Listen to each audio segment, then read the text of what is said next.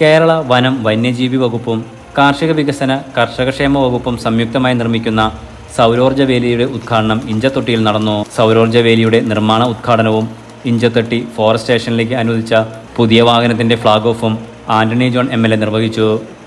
രാഷ്ട്രീയ കൃഷി വികാസ് യോജന പദ്ധതി പ്രകാരം സർക്കാർ അനുവദിച്ച 39 ലക്ഷം രൂപ ഉപയോഗിച്ച് ഇഞ്ചത്തൊട്ടി പ്രദേശത്ത് ജനവാസ മേഖലയിൽ 11 കിലോമീറ്റർ ദൂരത്തിലാണ് സൗരോർജ്ജ വേലി നിർമ്മിക്കുന്നത്.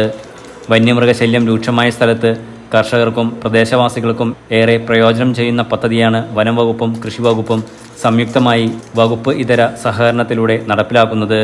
പുതിയ വാഹനങ്ങൾ നൽകാൻ വേണ്ടി തീരുമാനിച്ചു. അതോടൊപ്പം ഇവിടെ അടക്കം ഈ മേഖലയിൽ ഇതുമായി ബന്ധപ്പെട്ടുകൊണ്ടുള്ള തുടർച്ചയായി വരുന്ന ആവശ്യങ്ങളും നമ്മുടെ സാധ്യതയ്ക്കുള്ളിൽ നിന്നുകൊണ്ട് അത് പരിഹരിക്കാൻ വേണ്ടി ശ്രമിക്കുമെന്നും കൂടി ഈ അവസരത്തിൽ ഉറപ്പ് നൽകിക്കൊണ്ട് സംസ്ഥാനത്തെ ഏറ്റവും മികച്ച ഡെപ്യൂട്ടി റേഞ്ച് ഫോറസ്റ്റ് ഓഫീസർക്കുള്ള മുഖ്യമന്ത്രിയുടെ 2024 വർഷത്തെ മെഡൽ കരസ്ഥമാക്കിയ Inchathotti forest station deputy range forest officer GG സന്തോഷിനെ യോഗത്തിൽ ആദരിച്ചു.